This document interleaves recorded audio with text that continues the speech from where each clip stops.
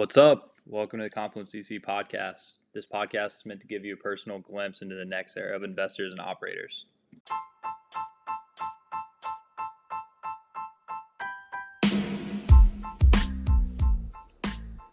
This week we talked to Tim Flannery of Passthrough. For those that don't know, Passthrough is a fund automation workflow tool for investors, fund managers, and other fintechs. They make investing in the private markets as simple and easy as Robinhood did for public stocks. In this talk, we talk about the old state of venture investing, the new state of venture investing, and why the market is right for new workflows. Confluence world, what's up? Today we have a really cool guest. Sometimes we have fund managers, sometimes we have builders, and sometimes we have builders for fund management. And in this case, it's not only standard fund managers, but it's the full stack from LPs down. With that, I'd like to intro Tim from Passthrough. Can you tell us a little bit about yourself and maybe give us some insights into what you're building? Yeah, thanks. First of all, thanks so much for having me on. I'm really excited to be on this. So a little background on me and how we got to here. I started my career at JP Morgan. I spent 5 years there, both in the asset and liabilities management desk and also somehow in the fund administration world. Left and raised a micro venture fund, went to business school. And then after business school, even though my background had been in operations and strategy, I took a sales job at Cardo. I was the only person in my entire class of 900 people who took a sales job. And I did it because I knew if I was going to go run a business one day, it would be helpful to learn how to go sell something. And so I ended up joining Carta out of business school and started off just as an individual contributor in sales. And I got to see how the progression of asset servicing and fund services over the past decade has moved, and we were on the cutting edge of it. And so I got to be up close and personal to what was really changing in venture, and venture had some of the most exciting stuff that was going on. And I got to go scale that organization there with my partners. And so I was lucky enough to meet them there too. And so I spent about 2.5 years at Carta. While I was there, I got promoted and managed a team. And then I was the head of go-to-market, and then I left Carta. And my partners, Alex and Ben, Alex was the head of engineering at Carta Investor Services, and Ben was the operations and product leader. They had helped launch the investor services group. They built the investor portal. They launched a couple of other products, and they did the initial launch of our fund administration product too. And so they got to know this really tricky problem of subscription documents and everything that's entailed in it. And they went off and they started Passthrough. And then they ended up convincing me to join as a co-founder. And we've had a pretty fun ride since. And essentially what we do is we work with venture fund managers, whether it's a micro fund or whether it's Sandhill Road or whether it's somebody who has a multi-asset strategy and venture is just a part of it, to make sure that the investor onboarding process is absolutely seamless, so that they can get back to doing everything else that they need to do. And we just handle this one very narrow portion of their day, which is how do we help you onboard LPs so that you can actually just invest and make money for them instead. That is beautiful. I'm sure a lot of the Confluence community feels that pressure. Can you talk about some of the acute problems or scenarios that you've seen your customer base go through so that the audience here can identify? Yeah, so there's a couple of things that you need to do when you're onboarding LPs. So the first thing that you need to do is you work with your law firm. Your law firm gives you a subscription document, and the subscription document is unique to every law firm, sometimes unique to each partner, and it's definitely unique to each jurisdiction. And so these things are non-standard, and you or your law firm are sending them out to all of your investors.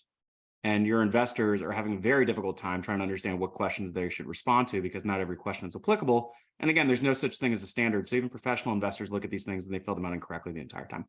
And so the first thing that you run into is LPs fill it out incorrectly. And so that means that you're trading multiple revisions with your law firm, which means it's costing you time. And time here slows down how quickly you can get capital in the door, but it also has a direct impact on your costs because you have billable hours that are associated with it.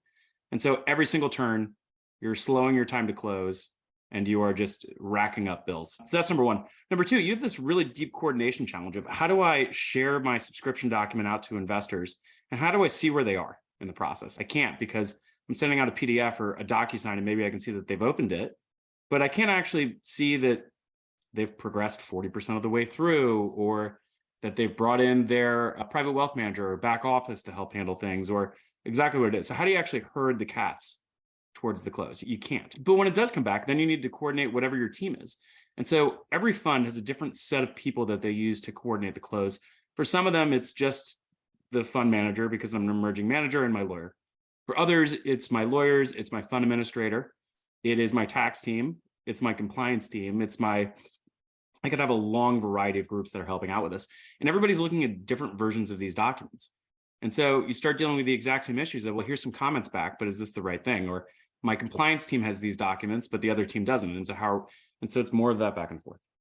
And then you have this whole issue of the data itself. So you have to collect this information because yes, you need to make sure that you are mitigating all of your risks and you're staying in compliance with every regulation, but you also need to get this information somewhere. So whether it's your CRM, whether you're using Salesforce, or if you're using Affinity or something like that, or it's your investor portal, or it's a million other places. And so right now what people have to do is literally try to decipher somebody's handwriting to take information out, go type it in somewhere else and upload it. That was our experience at Carta. So we would onboard clients left and right. And the way that you would onboard clients is we had teams of people that were actually trying to decipher somebody's handwriting. It wasn't a very good use of our time, just like it's not a good use of fund managers' time today. The other thing, and it's actually a brand new product that we launched, which is KYC AML. So onboarding investors isn't purely going out and collecting signatures on documents. It's actually taking these investors and screening them against sanctions lists, against politically exposed persons lists, against adverse media to decide whether or not you want to admit them into your fund. And this has had a ton of focus in the past year, especially with everything that we've seen going on in Ukraine. And so fund managers who before didn't even have to think too much about this are now being forced to think about, how do I actually make sure that I've got the right LPs in my fund? And how am I making sure that not only am I admitting them up front, but that I am making sure on an ongoing basis that these are people that I should be doing business with. And so we actually built a product that solves some similar related issues to what we did with fund closing for KYC AML. And that is we help you structure the beneficial owners for all of your investors. And we allow them to provide information, decline to provide information, automatically screen it so that you can decide whether or not you want to bring them in. And all this is tracked in an audit history in case the SEC ever comes knocking. And not only do we help you do this on an initial basis, we also help you do this on a nightly basis to make sure that you always understand what kinds of risks that you have so that you can mitigate them as you see fit. And so all this to say that we do this one tiny thing of everything that you need to do with a fund, which is just get them on board and keep you safe. Yo, that's beautiful. I was looking at your website and it's like, you can get this all done in as little as 6 minutes.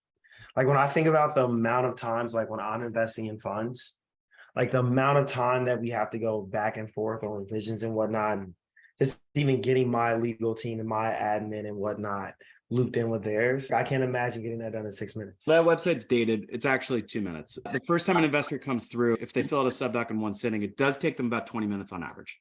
And so normally that takes days or weeks for me to go fill stuff out. And I'm probably going to fill it out incorrectly. The second time I come through pass-through, though, I already have a profile that I've built. And I don't even know that I'm consciously building it. I'm just building it as a byproduct of filling out a subdoc. And so essentially, the second time, you just take a look and confirm your answer, and sign. And so the theoretical limit on how quickly we can have an investor fill out a subdoc is how quickly can you get DocuSign to load?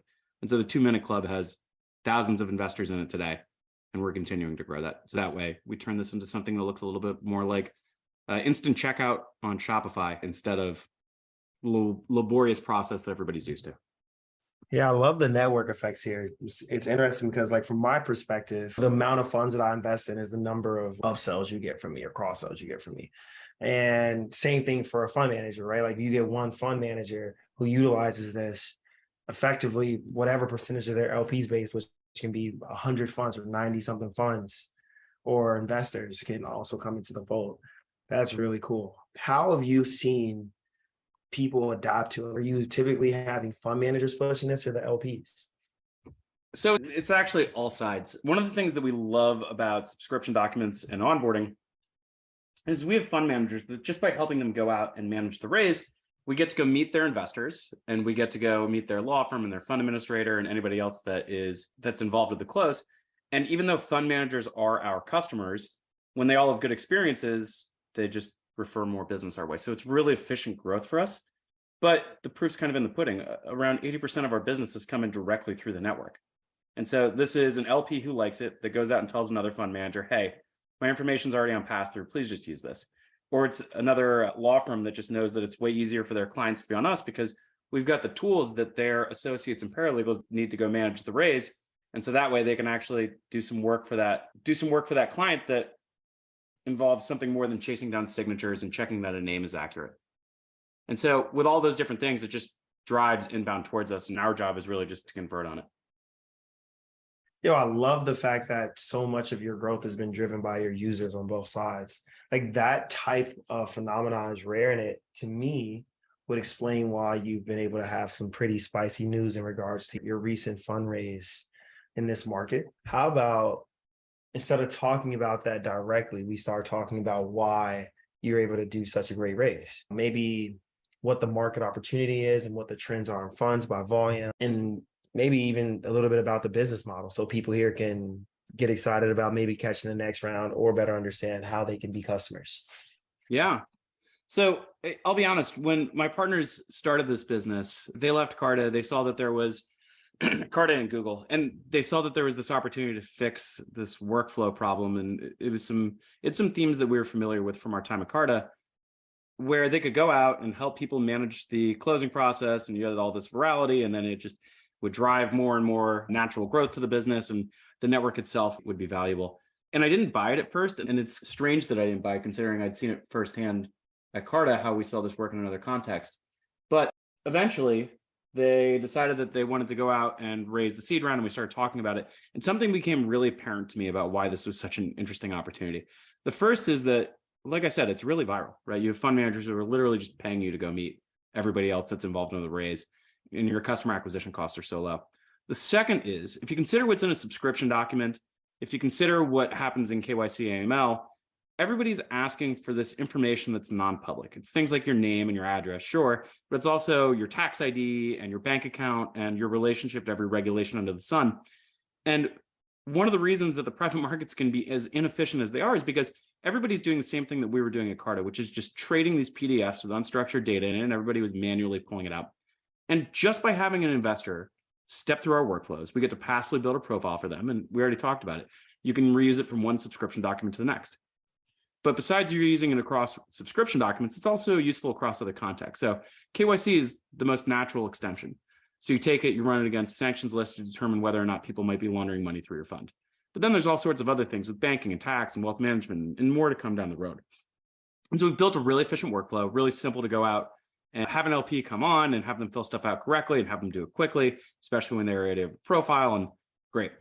The reason that we think this is a compelling opportunity, though, is because of that data, this nuanced financial identity information about these investors, being able to create this flexible profile. It's pretty difficult to do. And we think there's probably only going to be one set of information that people use across the private markets, and we aim for that to be us.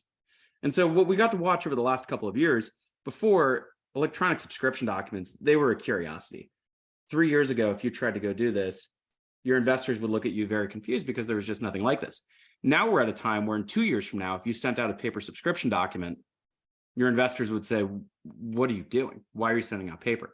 And so we've really gotten quite lucky with the timing on the market. And we've watched this adoption by hundreds of your traditional asset managers, whether they be venture funds or private equity or real estate or whatever it might be, if you're a $20 million fund or literally a $1 trillion global asset manager. So we saw that. The other thing that we saw was an interesting opportunity too, was at Carta, we had to go solve this. We just solved it by building an onboarding tool that was useful just for Carta, but all that information was trapped in there. And that's the case, not just for Carta, but for every other provider that's going out there and building these onboarding solutions. And instead, they should just be able to build on us. And so all these workflows are available via API besides being available directly in our app. And so with that, what we want to do, the opportunity is to become the modern infrastructure of the private markets. And so our goal is really explicit. It's go become the default fund closing tool. And so what I hope that means is you as an investor, in a couple of years' time, if you're getting a subscription document and it's not from Passthrough or powered by Passthrough, you're reaching out to your investors and saying, what are you doing? Can you please use Passthrough?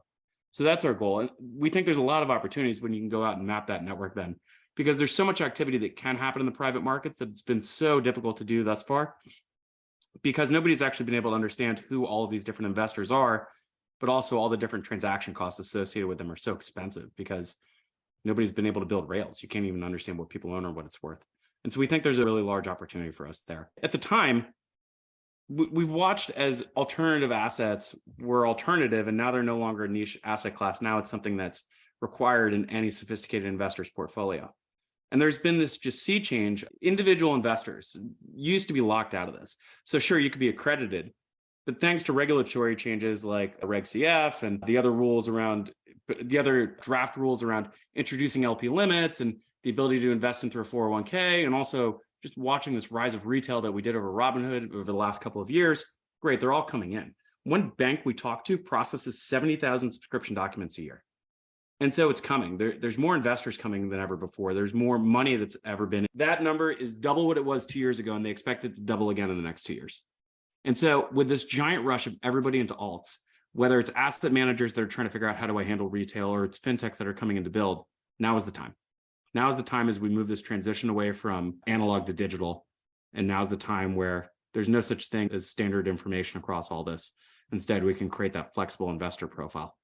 And so when you combine that with what our growth was over the last couple of years, it felt like a no-brainer for us to go raise, even in difficult economic environments, because we had an opportunity to just go grow a business that our margins are fantastic, or we could go be aggressive. And so we decided to go be aggressive, and we raised our Series A. What was that process like for you? It was an interesting one. At the beginning of the year, we actually had a lot of inbound interest from some pretty large firms that were pulling us into processes. I think what we didn't recognize at the time was, okay, this whole world of preempting was changing directly underneath us. And we had one partner that got us to the finish line. Ultimately, we decided that partner wasn't the right partner for us. And so we decided to regroup and think about what we were doing. And then over the course of 2022, we went out and we got to be really thoughtful about how much money did we actually need? How did we want to spend it? What are the underlying levers of the business? And we could be a lot more deliberate so that we weren't just raising money to go raise money, but we were raising money prudently to go build a high growth business. And so pretty much the investment that we received was about how do we take our R&D and we actually expand upon it. And because the rest of the business has been pretty self-sustaining. We were lucky to go out and have a number of folks come to the finish line about who we could potentially work with for the A. And we decided to go with our lead investor from the seed, Positive Sum Capital.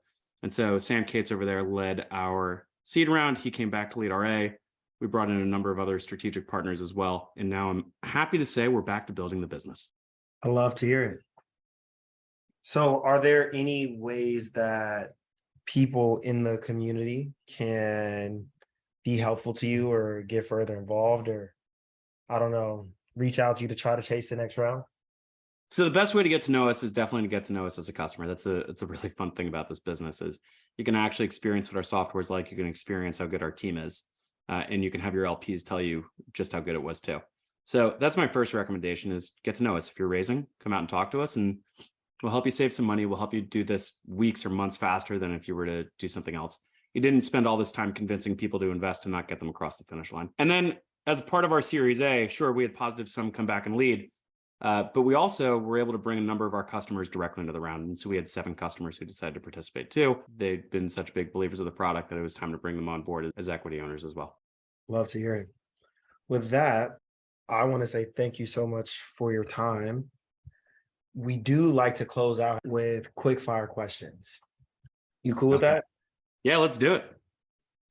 Cool. So number 1, what habit or belief within the last year has changed your life the most? God, quick fire has normally got to be quick. So what's the thing I've done? Sleep routine for my children. Wow, that's a first. Yeah, that's number 1. So then I could get some sleep. So that meant that my wife and I can actually be productive human beings. Now you got to give a little bit of details on that. What time are they in bed? What are you like making them avoid naps so they sleep straight through the night? Or I have a 3-year-old and I have a daughter who's almost 2. And so my wife did a fantastic job. There's this thing called taking care of babies. She identified it. And we have gotten our children so that they go down at 7 o'clock at night and they wake up around 7 o'clock in the morning. We had a nice fun little change where literally this weekend we had to go build a bed for one of our kids because they were climbing out of the crib. And now we're figuring out how do we actually get them to stay in a bed. It's tough to do when they don't have the reasoning capabilities of adults, but so far we're doing okay. Wow. 12 hours uninterrupted. I like it.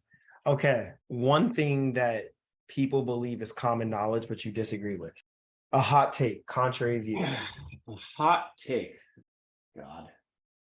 I'm feeling pretty unprepared today for your fast fire questions. Okay, one random piece of advice. I think drinking diet soda is good for you. So I was with you on the parenting this one. I know why that's true.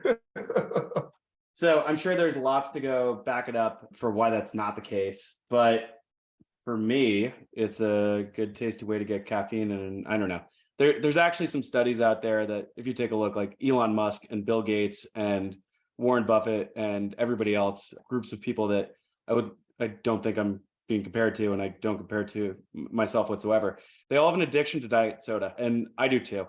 And so for a while I tried to fight it, but I recognized that actually, if I could spend a little bit less time fighting that and just focus on anything else I need to think about, I'd have a little bit more energy to do that. And so I have no problem with Diet Coke. That said, I don't let my kids drink soda. Yeah. Of that group, I would say I think Warren Buffett is financially incentivized to be publicly addicted to that drink. That is true. I don't know if he discloses his interest when he says that, but yes, I agree. All right, cool. And then last, who would you like to see on our podcast? This is for us and by us. Your opinion is greatly valued. There is a professor that I had at business school named Peter Fader, and he is solely responsible for changing the way that I think about customer lifetime value. And literally changed the way that I think about building businesses, the way that I think about going to market, and whether it's the math that's involved or just the philosophies behind it, it was absolutely critical for me. And so he is my recommendation. That is really cool. We haven't done many people who are focused on teaching about a specific skill set within investing. So if you can make that introduction, I think that'd be really helpful to the community. And we'll shout you back out for the sourcing of it. Done. Put another link to pass through in the newsletter when we have it. Done. Yeah, that sounds awesome. Yeah, that's great. Love it. Cool. Well, don't want to take too much more of your time. Sounds like you have a thriving pipeline and a large customer base to get to tend to now that you have fresh capital. We hope that everyone in the community can try you all out, and we'll be in touch soon. Awesome. Hey, thank you so much for having me on. Really loved the conversation today and just love all the content that you put out there.